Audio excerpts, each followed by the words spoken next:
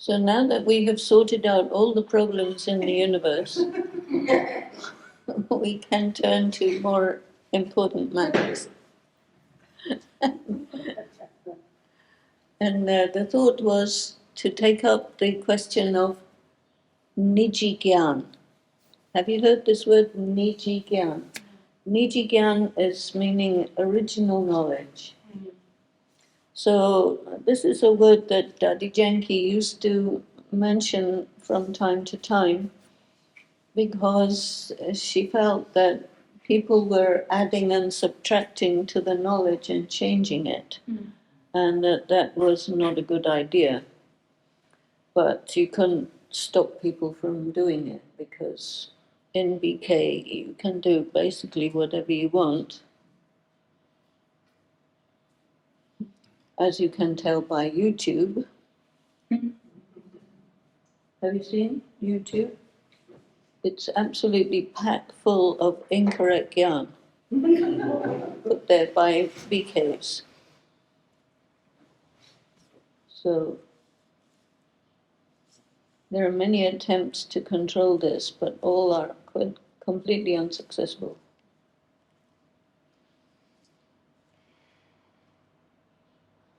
Because, contrary to popular belief, you can do whatever you want. So, in the spirit of returning to the original concepts, this idea of Niji Gyan is really theology. Theology that, there is one French philosopher who is called Teilhard de Chardin. Have you heard of him? Anyway, he said something that only God can describe God. Something like that. So when Shiv Baba comes onto the earth and into the body of Brahma, he comes for the purpose of giving the knowledge. So the knowledge, you can say, or the original knowledge. And that is called the knowledge of the Gita. And it doesn't involve anything to do with your personal behavior, but it's the philosophy of karma, accurately, the knowledge of the soul, accurately, the knowledge of the Supreme Soul, the three worlds, the three aspects of time, this idea of the identical repetition of the cycle, the Trimurti, Brahma, Vishnu, Shankar. So this knowledge was falsified by the sannyasis who introduced the idea of the Vedas in the 5th century after Christ, which is, the Jewish year is around 5,000 something, right? 6,000. Anyway, it was, say, about 1,600 years before now. 1,500, 1,600 years before now. Before now. This is the time when the Shankaracharyas came. So in India, they came and they basically took all the scriptures and changed them and introduced their ideas into the ancient scriptures, so they changed them. And they did it in Sanskrit. so that nobody could make any comments, because they created that language also. And so the people of India today cannot know the difference between before Shankaracharya and after Shankaracharya. So this period of time when all the scriptures became well known is called the time of Vedic India. But what they don't know is that that was a falsification of existing information. And so Shiv Baba's Shrimat is specifically to correct the incorrect information. So there are times in the Murli where he talks about very particular things, such as the speaker of the Gita is not Krishna. The knowledge of the Gita was not given in the Copper Age. God is not omnipresent. The soul is not part of God. You remember in the Murli today, he said that people believe that the soul is the Supreme Soul. And all of this was introduced into Indian philosophy by the Shankaracharyas at that time. And there are many BKs who think that the bhakti that they know started in the Copper Age. In fact, it started in the Iron Age. And whatever they call ancient Indian culture, which you hear when you meet BKs in Madhuban and all, they talk about ancient Indian culture, not very ancient, Iron Age. So many people who think something belongs to the Copper Age, actually it belongs to the Iron Age. So the information that we're getting now is the original knowledge of the Gita. And when you see, have you read the Mahabharata? See, well, you know that the Gita is a small section of the Mahabharata.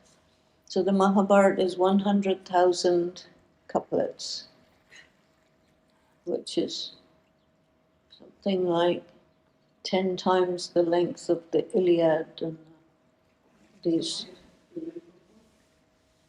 The Iliad, the Greek stories. And so it's a very large piece of writing, which is really and there's also the Ramayana. So generally people think the Ramayana is about Ram and Sita, and the Gita is about Krishna and Arjuna and the Pandavas. But if you look at the Gita is in the Mahabharata, but it mentions about the Ramayana. So the Ramayana and the Mahabharata have to be taken as concurrent, not sequential. If I'm using two difficult words, you find somebody to tell you what it means, because concurrent means at the same time. Sequential means one after the other, historically. So all this is a description of what happens in the confluence age. So in the confluence age, you have the Pandavas, which is the BKs. And the Pandavas refers to a handful of people. So 5 means you have 5 fingers on a hand, which is a handful. Sometimes Baba mentions that you are the few out of the few. And so this refers to the five. Then there are Kauravas, which is 100. So 100 is a round figure referring to large number as compared with a small number, which is 5. So, excuse me, in the BKs, most people think that all the BKs are Pandavas and all the non-BK Hindus are Kauravas. But there is a case for saying that the minority of BKs are Pandavas, the majority are Kauravas. So the definition of a Kaurav is body conscious. So majority of BKs are relatively body conscious. Thank you. And the minority of BKs are relatively soul conscious. It's not like a few BKs are all soul conscious and a lot of BKs are all body conscious. It's like more soul conscious and less soul conscious. But what you have now in BK is a lot of BKs who do not know the difference between Gyan and Bhakti from a theological point of view. So they will... Bhakti. Yeah. We have a lot tobacco. So I did some investigation of BKs in India to find out what they think. Because I know that everybody listens to the same Murli that we listen to. So I thought, okay, then we're on the same page. Then I found that it was actually not so. That in India, the only people who really know the Gyan are the teachers. And the students who listen to the Gyan every day, same as us, it doesn't go in. So I did a survey to find out what people believe. And the overwhelming majority, if not 100%, God is omnipresent. I said, really? Ringya, you listen to Murli? How many years have you been there? 30 years?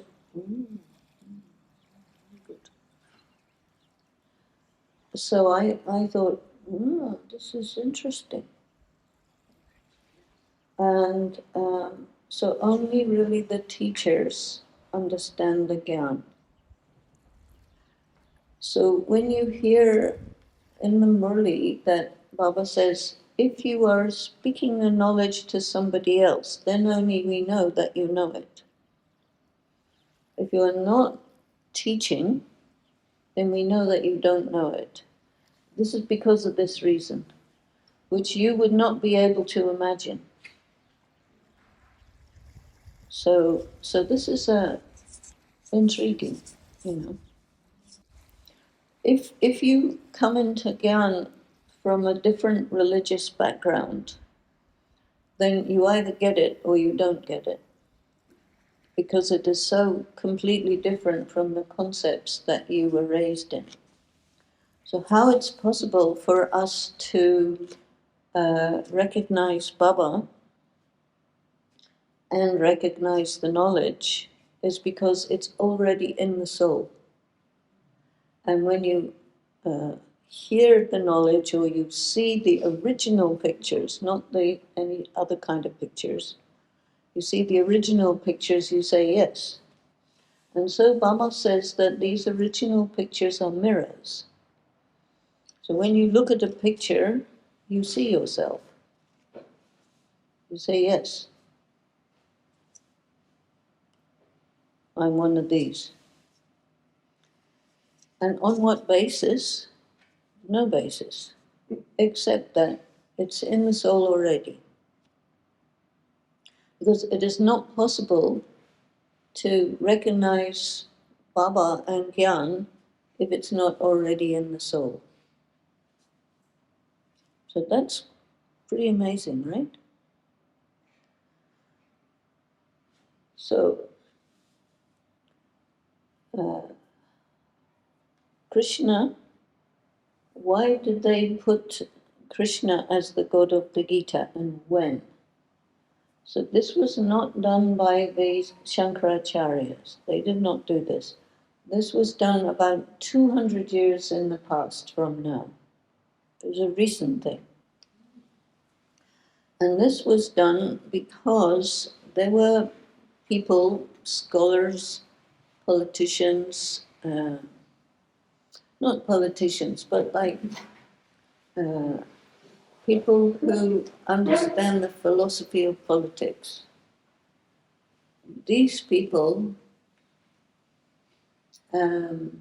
put the picture of Krishna on the outside cover of the Gita when they printed it and distributed it. Because there have always been lots of gurus in India. And most of them, if not all of them, are Vedantic people. But they also wanted to remove the the colonial influence from India because it was destroying the economy of the country. And it was also very actively converting people into Christianity. Buddhism began in India, but there's very, very few Buddhists in India because they were all destroyed by the Muslims. So India was under dominion of Muslims for 700 years. So the Vedantic people started pretty close to this time of India being under Islamic rule, because the Muslims would convert everybody into Muslims. And then when the Christians came along, they wanted to convert all the Shudras into Christians because the Shudras were not allowed in Hindu temples. So they were not allowed to have any religious life. So they were easy for the Christians to convert. And Jesus is a poor guy and he likes poor people, so the Shudras could relate to him very well. So anyway, this made it possible for the Hindu culture to survive during all that time. And so in Hindu thought, there are different strands. So one strand is the scholarly strand, which is Vedas. Then another strand is the poetic strand, which is the Ramayana and the Mahabharata. And there's another strand, which is the folklore. The folklore is the magic and the little stories that grandmothers know about. And like Ayurvedic medicine is part of Vedas. But there's another kind of medicine in India, which is kitchen medicine. So the Indian spices are actually all medicines. And so they would heal.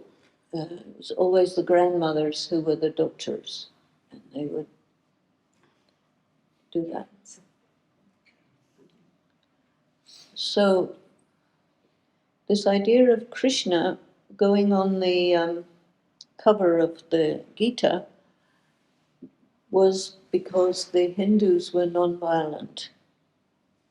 And so they were not ready to get up and take some weapons and chase out the Europeans.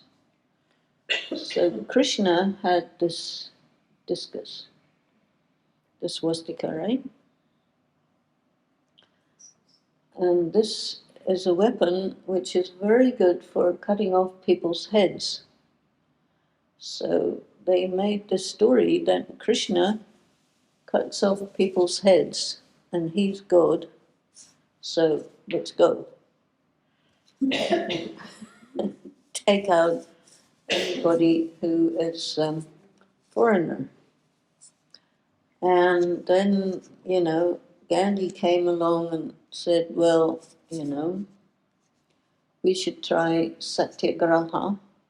So he used the Gita as his scripture to gather all the people, because the Gita is all about war, and it's all about destroying the devils, the enemies. So,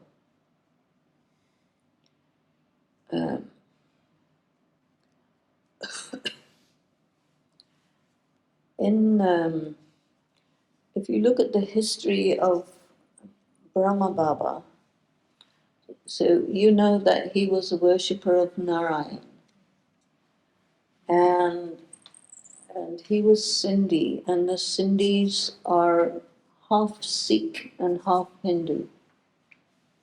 And so the Sikhs also very warrior type people. And the Sikhs were a buffer religion in between the Hindus and the Muslims to keep them apart so that they don't destroy each other.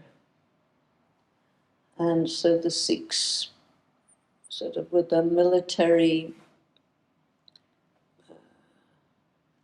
just group that kept these other groups apart. And in a way, they protected the Hindus who didn't want to take up any weapons from the Muslims.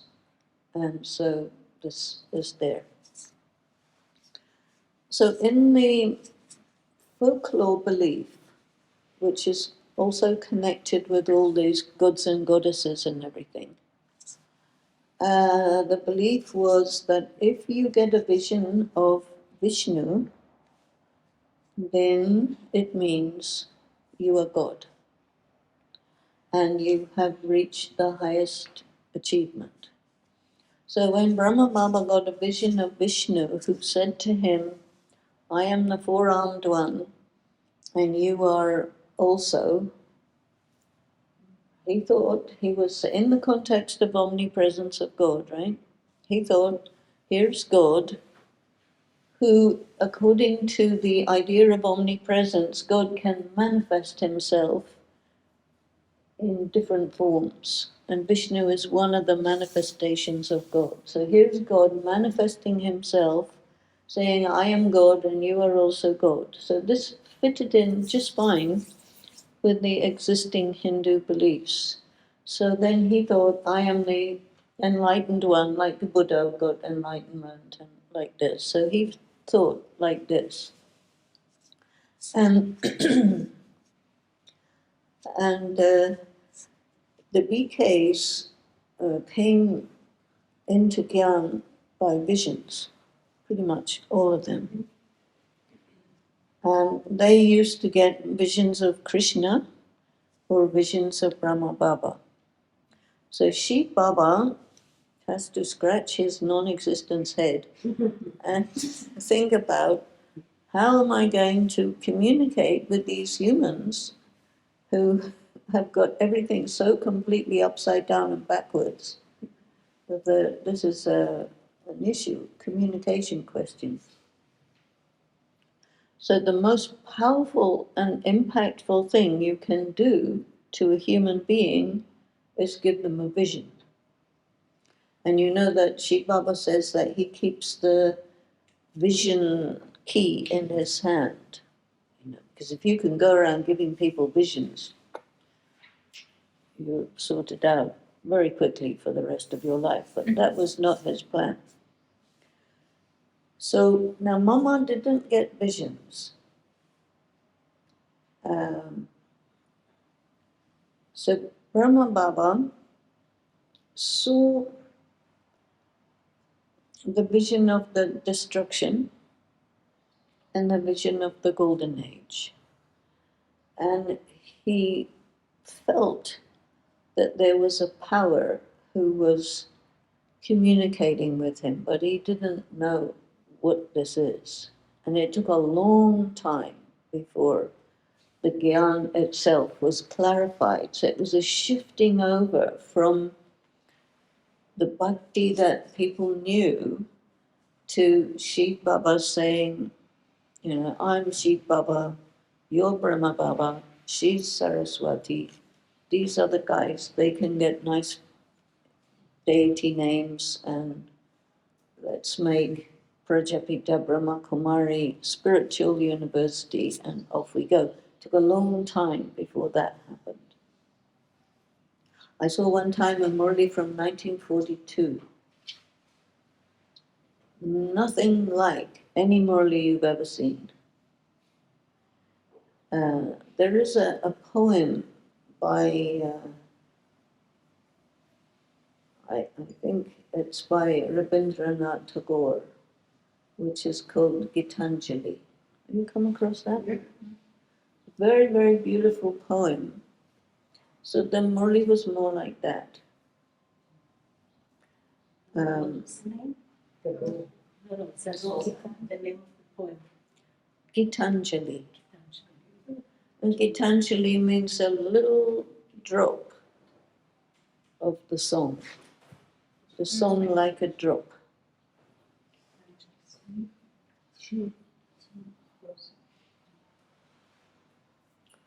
And it's basically a love song between the devotee and God. And so the Murlis were like that. Brahma Baba, having an encounter with God somehow, internally, and expressing what he feels. And, in the beginning, he was pulled into meditation, right? And in his meditation, he experienced light. And so that was what he knew, light. And the information he knew was the existing Hinduism. So it was not possible for him to figure out what's going on. But he knew that it was big time. And he would study the Gita every day. So his beginning was to sing the Om, right? And then read from the Gita. And the custom in the Sindhi community that he was part of, and he was a Lokit Brahmin as well, Brahma Baba, and a businessman. And the community of people that were his colleagues in the business world were also the same caste, quite religious people, wealthy people, a very, very extremely conservative people. And, they had a kind of conservatism that corresponds to the conservatism of the Islamic conservative people, because they were kind of mixed. Though they were Hindus, but there was a lot of Islamic things. So the women had veils. They were Hindu, but they were veiled.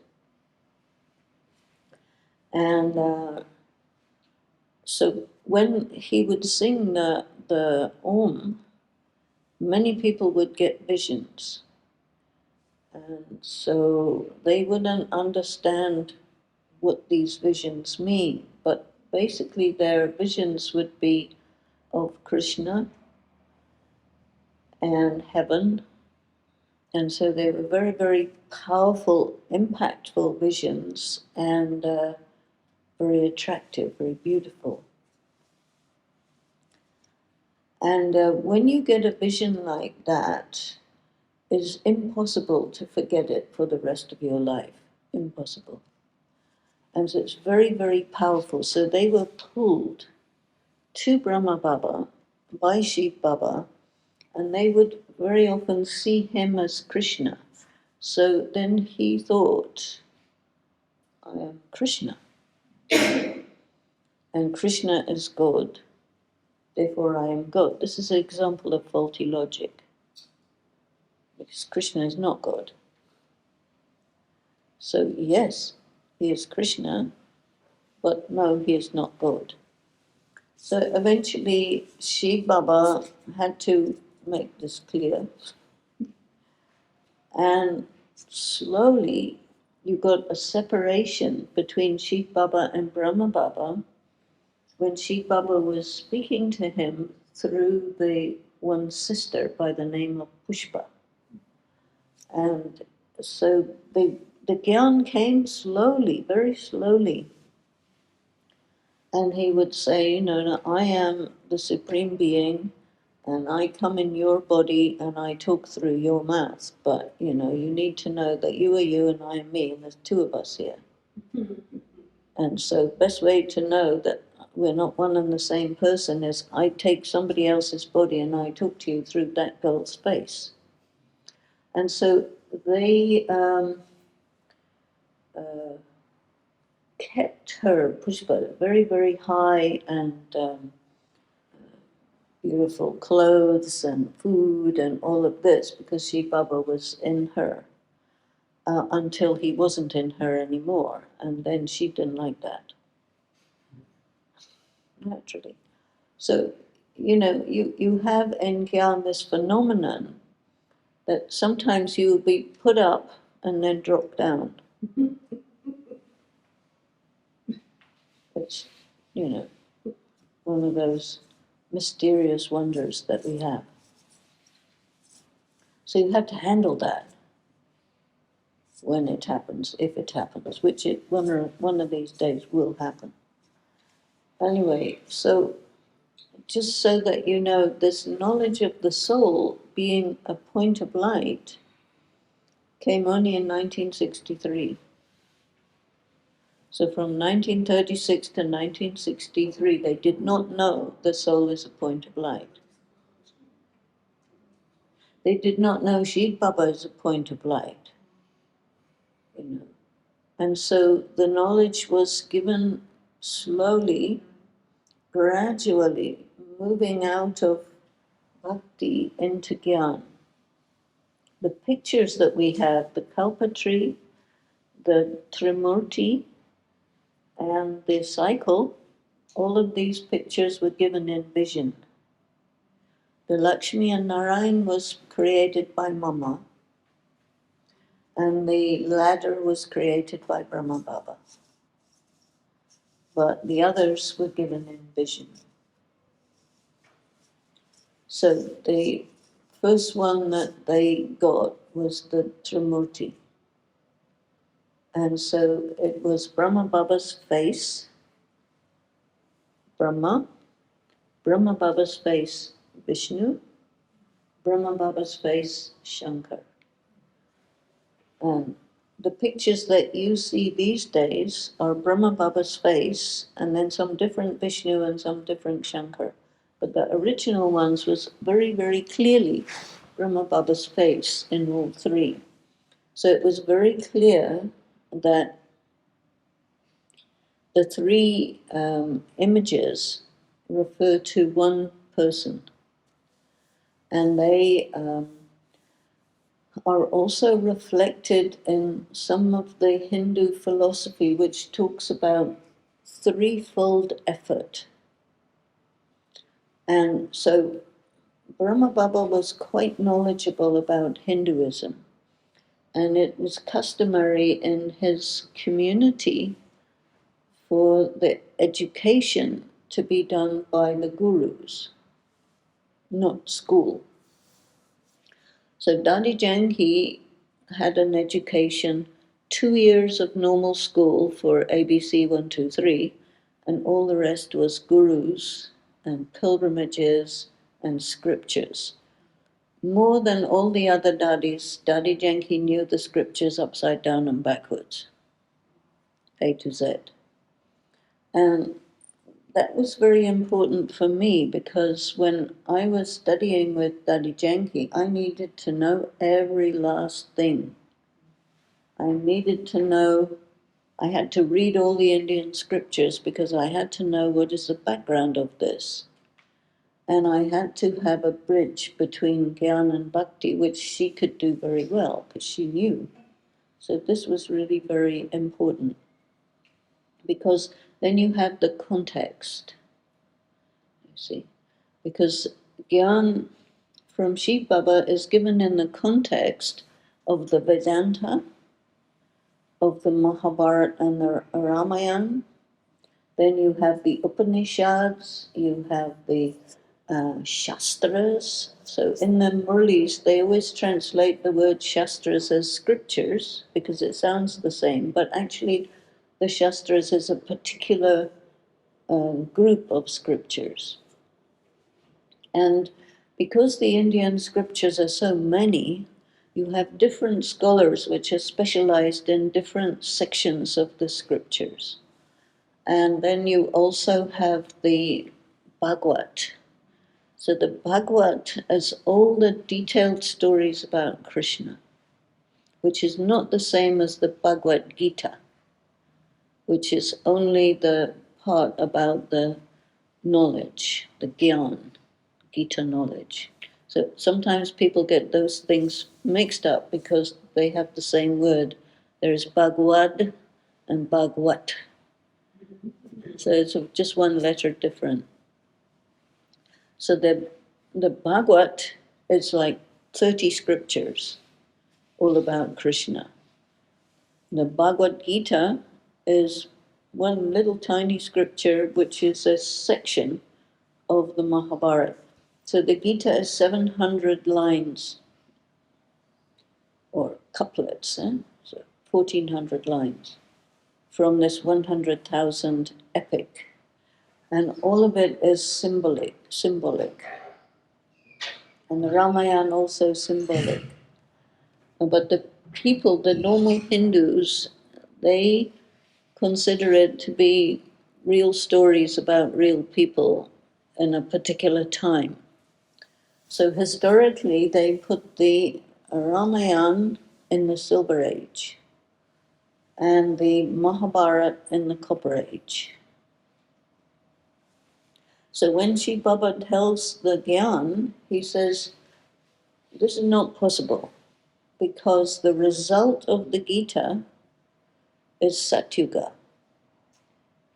And after the Copper Age is Kali Yuga. So you have some timing problems. So part of Shrimat is to situate the Gita in the confluence between the Iron Age and the Golden Age. And in normal Hinduism, they say God comes every age, Yuge Yuge. So in the Gita is written Yuge Yuge, which means I come every age. And Baba says, this is wrong. I come only once at the end of the cycle, not at the end of every age. So these corrections is called Shrimat. So when you hear the word Shrimat, it is better to apply it to the theology. So why is it that every other thing is called Shrimat? You have this question, presumably. So the reason for this is that when Shiv Baba is interacting with the Brahma Kumars and Kumaris in Mount Abu from after 1951, because before that they were separate. There was a court order that Brahma Baba and the BKs are not allowed to meet because there was a big scandal, And the Sindhi social authorities made a big story, and they tried to kill him. But the British were in charge of the courts, and so they conducted the trial, and they said, we have no evidence, so you cannot destroy this man. And so because of that, he survived. Otherwise, they would destroy him. Evidence Hmm? Evidence against him. Yeah. Oh. What is the charge? What is the charge? What is the story? He is disturbing the social system. Yeah, because he is saying that a girl has rights.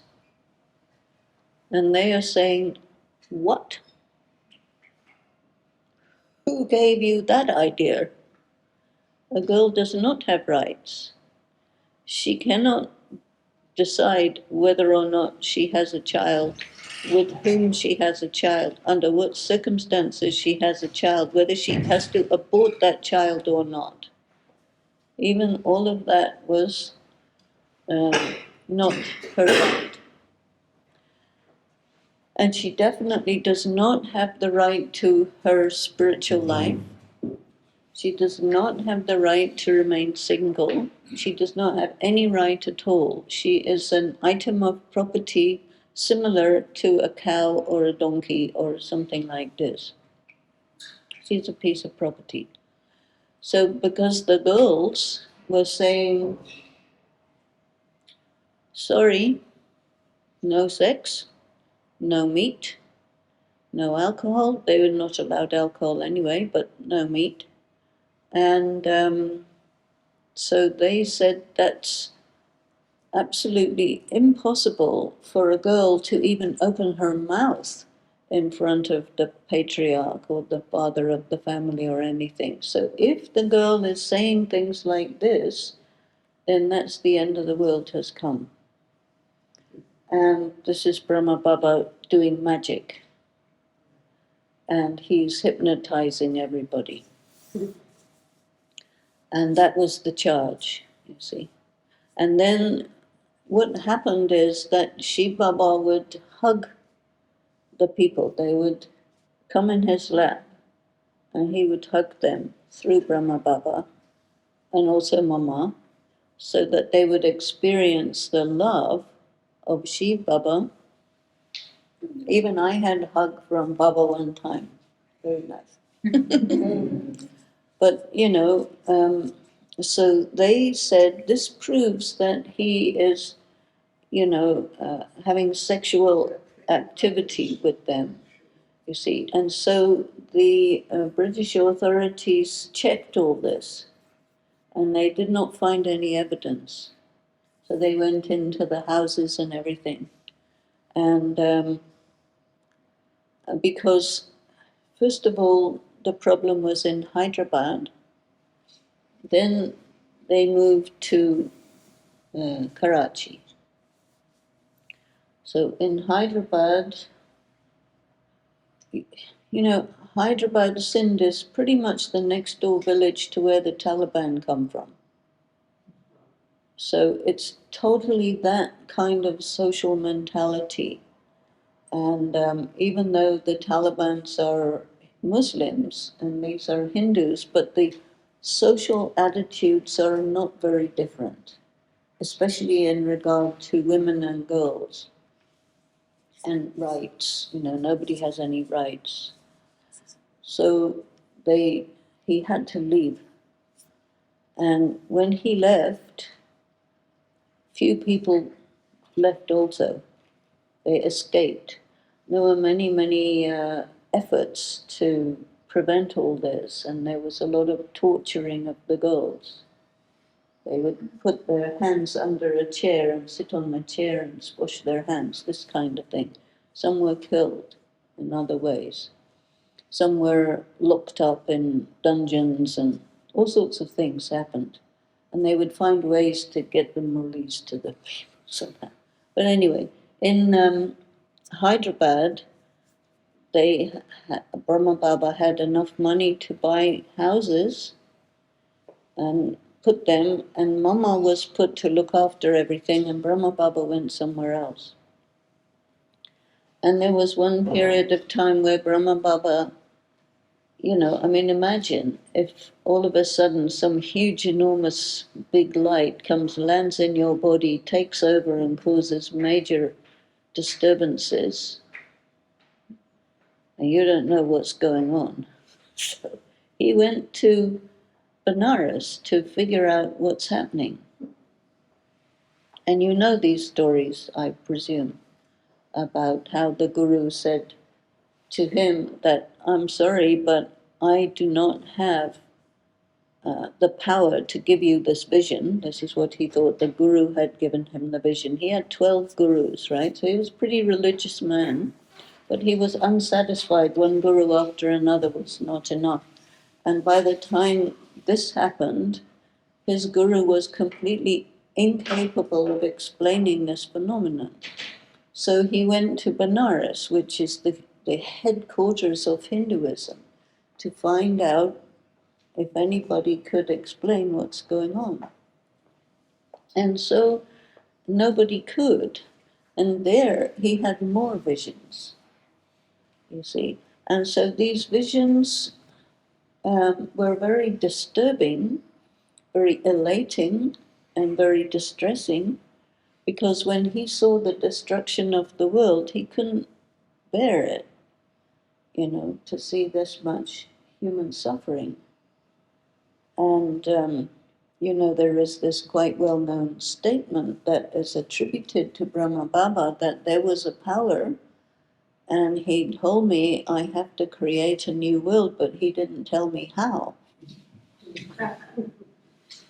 So, Brahma Baba's part in all of this and in the Murlis, most of the things that you hear in the Murlis is from Brahma Baba, not from Shiv Baba. But you always hear that he says, consider that it comes from Shiv Baba. Why? Because then they would take it more seriously. Because, you see, people are always arguing with Brahma Baba, we know better than you. And so he was a very, very powerful authority patriarch, big patriarch. And so people were pretty scared of him, big A's. And then there were people of his age who were not scared of him and who would try to keep him in line according to the social traditions. But he had to go with Shiv Baba because he had no choice. And he didn't know what's going on. So Shiv Baba's knowledge is in this context of Brahma Baba's Hindu background, which is in the context of everybody else's Hindu background. So you've got these different layers of Hinduism that you have to wade through when you're trying to reach Shrimat. Plus you've got translations. So, it's not easy access, but access is there. So then all these things came in the form of, they were practicing tapasya, right? They didn't have much knowledge until they came to India, a little bit. They used to speak of Shiv Baba as Piyu. And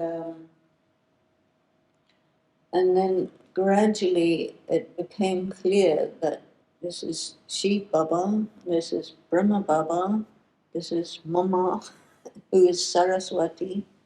And slowly, it was put in the context of the tree and the cycle. Now, all of this is in the context of the Hindu legends. So the Mahabharata talks about the end of the world through war, and that in the Gita, there is a promise in the Gita that at the time when there is adharma and karma is totally negative, at that time I come and I destroy adharma, which means bhakti, and I establish true dharma, which means gyan. And I teach you the philosophy of karma properly. So the philosophy of karma, according to the Vedanta and the regular Hindus, is not the same as the philosophy of karma which Shiv Baba teaches. And the BKs mix it up totally. It's just one of those things. So when Shiv Baba was teaching and Brahma Baba teaching the Dadis, they got it straight. But the other people later on, they didn't get it straight. Why? It's not very clear why, but they didn't. And so one of the reasons that we have uncertainty and unclarity at this time is that the Gyan is in the hands of people who don't necessarily know the difference between Gyan and Bhakti. And that's a phenomenon. It's possible to get it straight when you study the Murlis, including especially the Avyat Murlis. He will talk a lot about that. So you can get it straight, but it's all,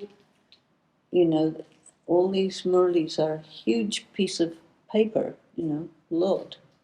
And to extract all the things and put it in order is a big job.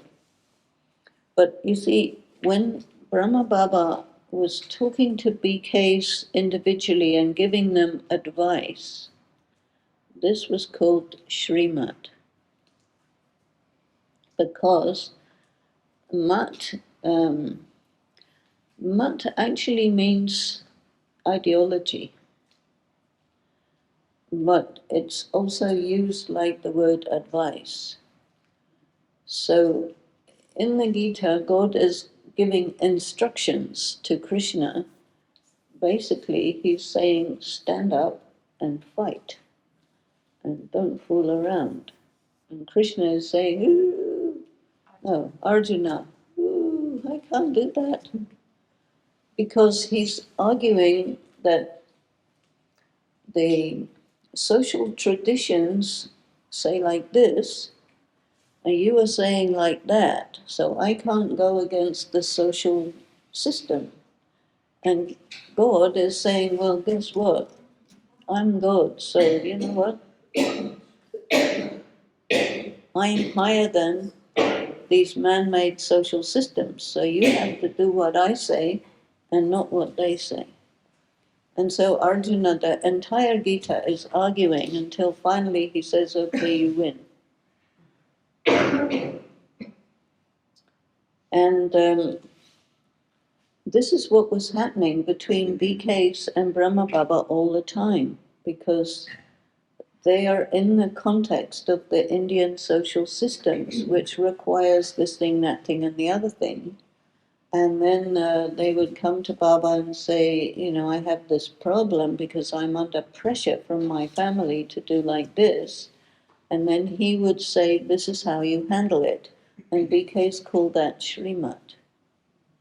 And then, when there's no Baba and there's no Didis and Daddies and everything, then whoever's left, when they give advice, they also call that Srimad. But it's not Srimad.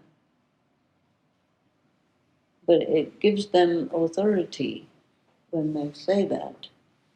But Dadi Janki, 30, 40 years before, said you can't do that because you're not God. And you're not giving God's advice, you're giving your advice. So don't call it Srimad. but they do call it Sriman. So, obeying God is not something a lot of people do. So that's a phenomenon. And you may think that anyone who recognizes God would immediately do what he says. Logical. But no, it's not so. And all the way through these mythologies, you see that it's an antagonistic relationship. So on one hand, you love and adore God, and on the other hand, you don't do what he wants. Just like any normal child with their parents. And so he puts it in that context, and he also has a lot of patience. But now that we're in a different situation where there's no Baba to refer to, see, because up until Baba was still coming, there was always the possibility that you could go and say, Baba, this is happening, that's happening, you give me the answer. That's not possible anymore. You see. But it always used to be up until 2017, which is not too long ago. So definitely after 2017, you're dealing with humans, not deities, not God. And we're all humans. So all of a sudden it became, in a way, democratized. See what I mean? So our relationship with the hierarchy is different. Because in the beginning, Shiv Baba said, this is Brahma, he becomes Krishna, he becomes Narayan, he's the top guy. Whatever he says, I told him to say it, and I'm God, so you have to do it. So that's how it was. And then after Brahma Baba left the body, 3 days later, Abhyak Bab Dada says, by the way, I'm still here, any problem, come and talk to me about it, through the medium of Dadi Gulzar. And Dadi Gulzar goes away, Baba goes away, Didi studies, all these people go away, and then here you are and you say, what's next? You see? And so, and when we're looking at what's next, I think we have to look at what we have which is solid. And what we have which is solid is the Shrimat, that's the theology part. So we need to understand very well this picture of the Trimurti. Now, when people teach the 7-day course now, I don't think they teach the Trimurti. No, it doesn't. Yeah. So if you don't teach the Trimurti and you say, huh? If you don't teach the Trimurti, We don't show the picture. if you don't show the picture, then you can't exactly give the information. If you don't give the information which is fundamental to Gyan, then you're not giving Gyan. What you're saying in the 7-day course is no different from what's in the Hindu Gita. No different. And that's a reality. Because there's a lot of information in the Hindu Gita. The soul, mind, intellect, sanskara, all this stuff is in the Gita. You see. But if you don't read the Gita, you won't know. You think it's just in BK, but it's not. It's general knowledge. So Trimurti. The Trimurti is brand new. Brand new, yes.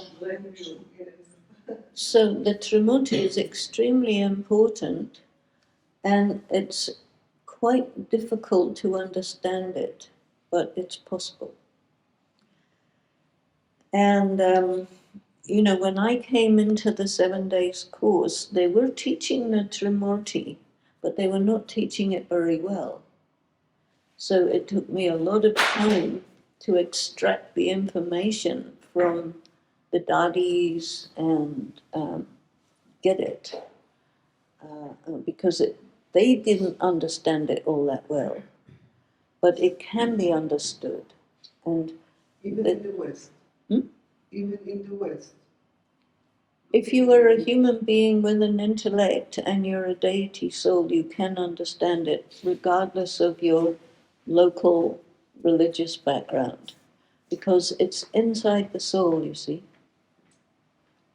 So this Trimurti is how God does his work, what God does and how he does it. So that's of great interest, because nobody knows who is God and how he works.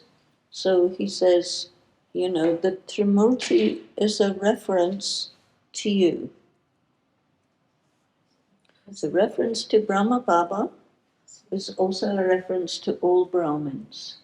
So each one in their spiritual practice has to be a Trimurti. So you have to understand it, otherwise you can't do Raj Yoga. This is important because of that. So you have to understand what is the meaning of being a Brahmin. So because through Brahma you become made into Brahmins. And a Brahmin is somebody who has to have two births. And so he speaks to us about the alokik birth. So in Hinduism, they know that a Brahmin is called Dvij. This word Dvij is there.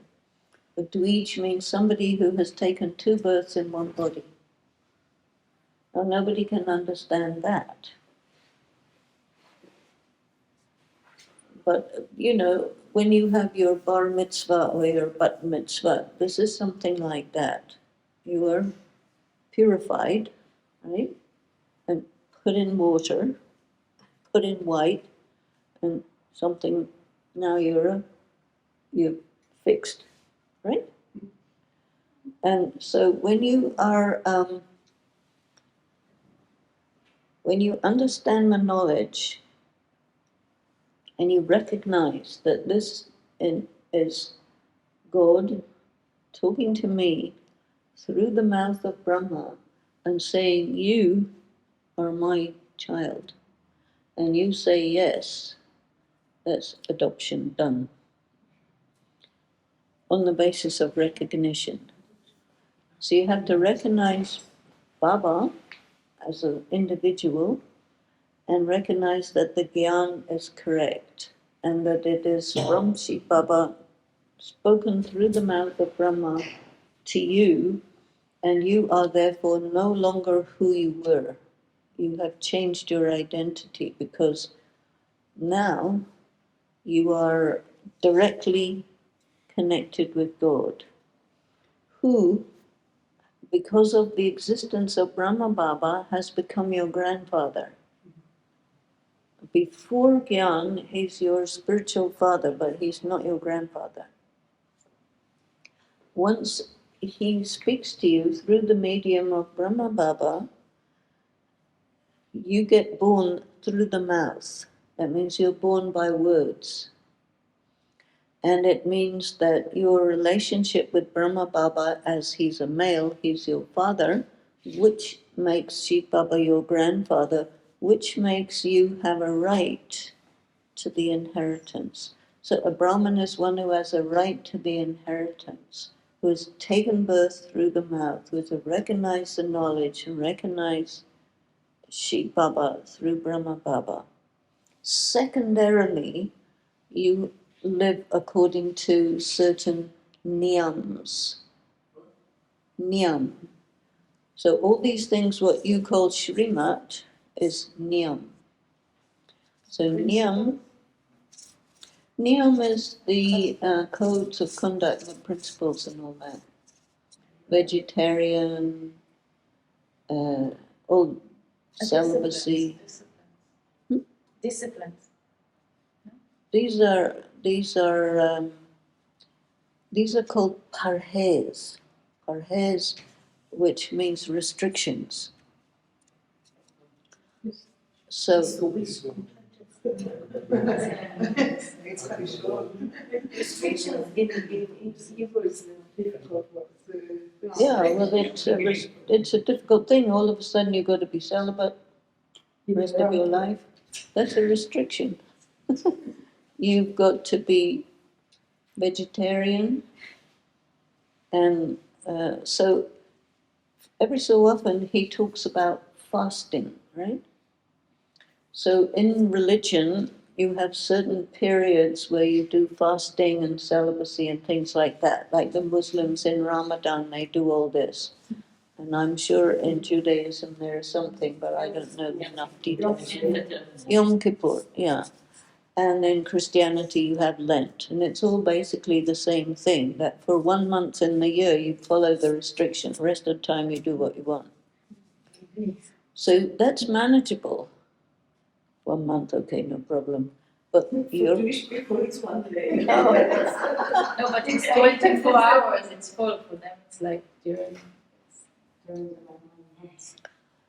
and then Baba says that this religious practice corresponds to, in the whole cycle of 5,000 years, only one life you have to do all these restrictions. So in religious annual festivals, it's 1 month or 1 day or 10 days or whatever.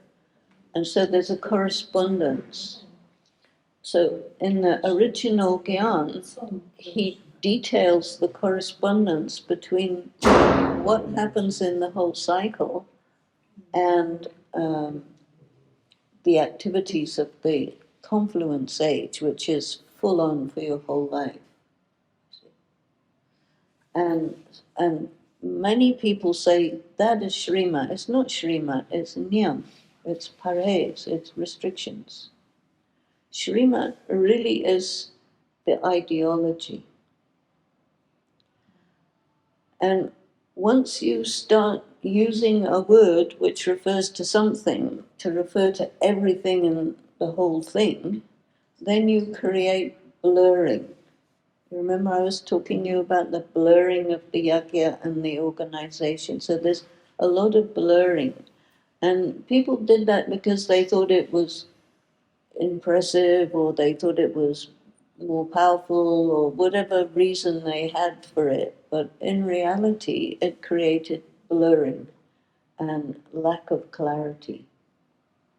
So one thing that is something you can do at this time where everything has to be looked at, okay, now what have we got here? Because Shiv Baba's finished talking and the daddies have finished being the daddies. So what are we left with? We're now left with history.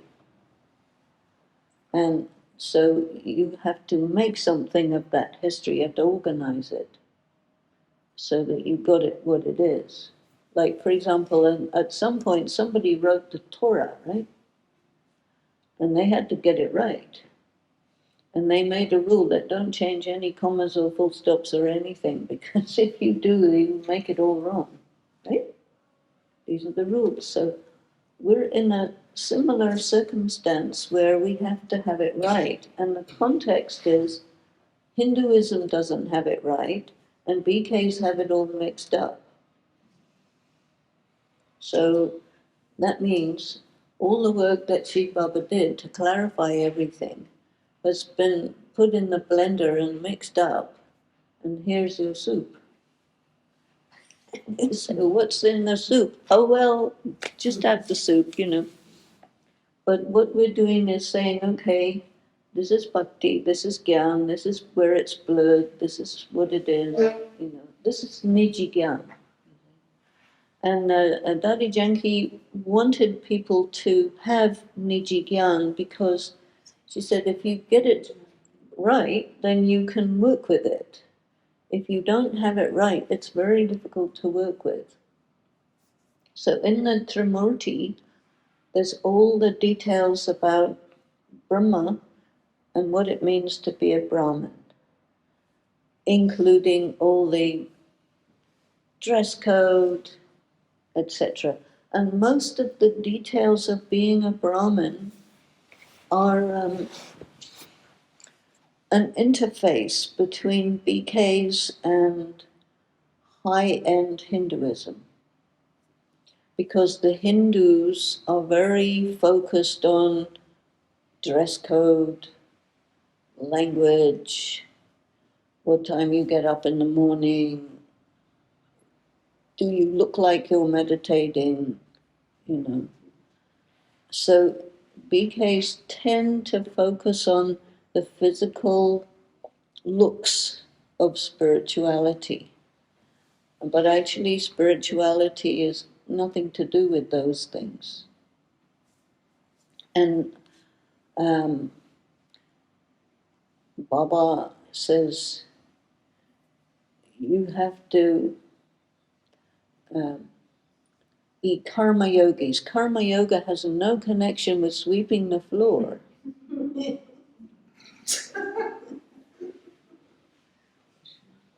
Somebody came up with that idea and everybody said, great, that's karma yoga, let's do karma yoga. No, that is not karma yoga. Sweeping the floor, It was only sweeping the floor. No, You enjoy? karma yoga means that as you breathe, as you speak, as you walk alone, as you cook, as you sweep the floor, that's included, make your bed, that's also included, take a bath, talk to people, walk around in remembrance. That is karma yoga. But they told you otherwise. Why? Because somebody had to sweep the floor. So, and it's good results. The floor is clean. floor is clean, it works. But you see, the reason why all of these little things were introduced is to get people to get the work done. All breaking the ego. No, It's a good system. There is the thing To give that you you take motivation. the person who is a professional and you let him clean the toilet. So this is all bhakti. that's what they're still doing in Israel. Yeah. This is normal because people have ideas about ego which is very superficial. The reality of ego is it's a protection to handle your traumas. That's- Surviving. Yeah. But,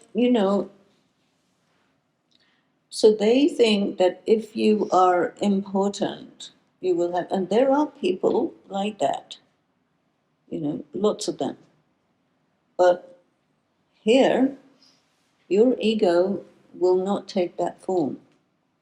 Your ego will be some protective behavior that you do to protect any area where your soul is wounded, which is capable of being hurt. And you put up a mask to prevent that from happening. And Gyan is that, okay, you have this mask and you have yoga with Baba and enough information that you can heal that, and when it's good and healed, you can let your ego mask down because it's no longer necessary. That means it's not a vice. You see. So when you have this patriarchal system and you are caught up in that in a Tamil Pradhan way, your identity is, I am a male in a position of superiority, and my training is I have to make sure that everybody else knows that they have to be inferior to me, otherwise there's an upset of the social system. In that sense, it's a vice, because it's based on something which is not actually true. because the reality is the healthy social system, represented by Lakshmi and Narayan standing next to each other, is the male-female relationship has to be complementary and not predator and prey.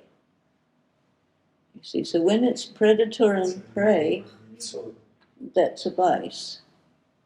When it's complementary, it's balanced, it's harmonious. machine. So the patriarchal system, as created in the Copper Age in various ways through Hinduism and spread around the rest of the religions, came from this loss of soul consciousness. And in some communities of the world were matriarchies, like in Judaism, the religion goes through the mother. See, but this is unusual. Most of it is the father. And so when you put the religion goes through the mother, you give a status to the woman that she doesn't have in any other culture. So that was actually quite a wise decision that the patriarchs made, because somebody had to decide that, and then it became a tradition, you see. So Srimat is that you will take 84 births, 42 male, 42 female. So you cannot say if you're a male or a female. This is new information. This is Srimad. And you more or less alternate regularly between the births. You cannot take more than 2 in the same gender consecutively. לא, אי אפשר יותר משנה. So that means that the practice of Vishnu is you must make yourself androgynous. That is Srimad. Make yourself 50% male, 50% female. Everybody. You see. And this is very difficult for the traditional society to handle, because in all moral laws and other governmental laws which are based on religious laws, people are either males or females. Even though they know there's a soul, but they still look at a person as a male or a female. To the point where in Hinduism they have a belief that if you're in a male body, there's a soul. If you're in a female body, you don't have a soul. And because of that reason, you don't have any rights. So when Shiv Baba says, wait a minute, this is not right here.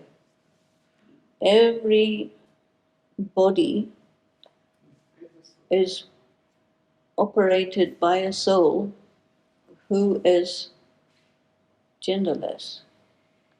Your gender is denoted by your body, not by your being. If you come under the influence of the body, then you think you're a male or a female. That is body consciousness. The soul consciousness is you are 50% male and 50% female. So ideally, if you're going to have a BK uniform, everybody's in kurta pajama, same. But the society didn't accept that, so they put white saris for that purpose. But before going out into the world, everyone was in kurta pajama the same. And Baba made the girls into mechanics, bus drivers, whatever, and the brothers had to look after the sisters and do the backup work. So that it was his way of getting people out of this stereotyping, conditioning, social conditioning of your upbringing. And so the word sanskara refers to your upbringing, not to your private individual karma here, there, and everywhere. Your sanskaras is your upbringing. It's amazing because so this is why mostly brothers in the kitchen.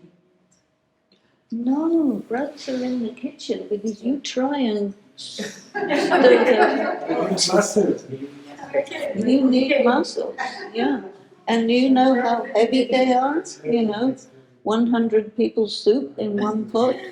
Wow, that's it. Yeah, so that's why brothers are in the kitchen. Because, the sisters in charge are like this. Because handling all this stuff is quite, tough work. So you get this type of people, they like to do that. So how do you do that work of feminine and masculine? This is the very important practice that you have to make yourself Vishnu, which means male and female equally. So you have to see in your sense of self, you have to look at your conditioning. Part of it is your conditioning because from birth, they tell you you're a girl or you're a boy. So if you're a girl, you have pink, fluffy dress. And if you're a boy, we can give you, and don't cry, we'll give you some football boots, a knife, a machine gun, and a car, and a truck. And you play with that. And girls, they play with little dolls and little house and all that stuff. All of it is conditioning to make you think that you're a woman and women do this type of thing and women are afraid of dogs and they are, small and they, all these things, they enforce these ideas into you and either you accept it or you reject it. And same with boys, boys are tough, and they have to make lots of money and they have to be responsible and they have to be in charge and they have to carry the burdens They and go to the army, they're Yeah. warriors. yeah. So this conditioning is called creating your sanskaras. It's a war. And then you see you have these sanskaras that correspond to your conditioning. Then you have something called swabhav, which in India they translate to you as nature, which is a very tricky word to figure out what are these people talking about, swabhav.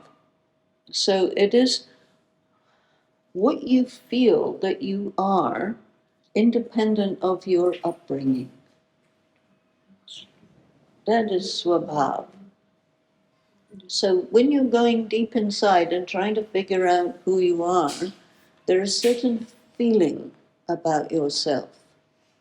And that is like before the sanskara of your upbringing is put on you. So it's like your sense of self has a number of layers which go deep and deep and deep because it's connected with many reincarnations and things. Then in addition to that, you have your karmic accounts, which is to do with, accumulated good and bad stuff that you did some other time. In addition to that, you have your destiny. So you have your sanskaras from your looking mum and dad and people around. You have your deep feeling of who am I, which is not very clear. You have your karmic accounts, which you don't know what they are. You have your predestined drama, which you don't know what it is. Plus you have your traumas. Mix all that, and that's some sort of identity. What is it? Your gift is cake. So Baba clarifies this is our study to understand the, you are dissecting your soul to figure it out. What is this? How does it function? What's going on here? You see? So from that angle, your soul is like an object in the dissection section of study. But you're dissecting not an object, but you're dissecting a being. And your body is an object, but you are trained to think of it as yourself. And you are trained to think of your soul as a thing that belongs to you. And which is a rather mysterious thing. Do you have a soul? Oh yeah, I have a soul. What's your soul like? Well, I don't know, I just have a soul. Now, then he says, no, you don't have a soul. You have a body. And it could be male or female, but it's not much to do with your identity. Look at your ID card, it's only about your body.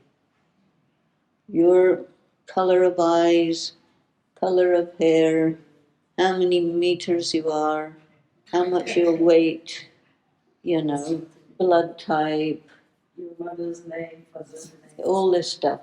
So they tell you that's your identity. And he says, no, that's your current performance, your context in which you perform. And then on top of that, you're made into a BK. Ooh, I'm a BK. What's that? Well, it's an alokik life, right? Alokik life. The BK life is called alokik life. So that means it's superimposed on your lokik life. So everything to do with the everything to do with the confluence. Superimposed. Superimposed is like sometimes you take, if you do computer graphics, you can put a photograph and you can put another photograph on top of it. So you are leading a double life at all times. Plus your deep private spiritual life, which is your paralokik life, you can say. So your alokik life is like you have your normal life with your husband and wife and children and job and all of that stuff. That's one level of your life. Then you have your life as a BK in relation with Shiv Baba, Brahma Baba, Madhuban, other BKs, centers, and stuff like that. And there you are in a circumstance of study. Because as far as I know, this is the Brahma Kumari Ishwarya Vishwavidyalaya, World Spiritual University. So the function of our Brahman life is study, primarily. We have 4 subjects: Gyan, Yoga, Dharana, Service. And most people, they have service, service, service, and service. But that's out of balance. The primary subject is Gyan. On the basis of Gyan, you can develop your yoga. When your Gyan and yoga are steady, stable, and clear, this activates your positive golden age level sanskaras. It activates your part of the cycle, which is your pure part. And when your yoga is down, then it activates your iron age part. Because confluence age itself is superimposed on the conjunction of the end of the Iron Age and the beginning of the Golden Age. So in your alokik life, you're constantly going backwards and forwards between soul consciousness, body consciousness. And whenever you're soul conscious, your golden age sanskaras are activated, and whenever you're body conscious, your iron age sanskaras are activated, and your karmic accounts are activated. So this is why he gives a lot of importance to yoga, because if you have yoga, you're taking energy from Baba, which makes your iron age sanskaras go to sleep, and your golden age sanskaras wake up. But when your yoga is down, your golden age sanskaras go to sleep, your iron age sanskaras wake up. And this is happening continuously, and it's very tiring, naturally. So he advises, handle your life in a balanced way, because if you're not balanced, you won't be able to make it. This is important. So, if your Gyan, Yoga, and Dharana are running nicely, automatically there is service, automatically. Because service is you inspire somebody who sees you, who says, I want what you have. This is service. See? So if you do a lecture on Gyan in body consciousness, that's not service. Because nobody will understand what you're talking about, because they will only be able to absorb what you are, not what you're saying, you see. So because of that, your stage is important. So your stage is like the foundation on which you perform. Your study is the foundation of your yoga, which is the foundation of your dharana, which is the foundation of service. And if it's not like that, it's not successful. So when we're talking about Niji Gyan, it's really to look at the totality of the thing in the way that Shiv Baba's giving it in the context. Hindu Bhakti, in the context of the BK world, exported to some other world. So you have many layers that you're dancing with all the time. And you need to be aware about all of this all at once, which requires you to be still and steady and focused. And that's Raj Yoga.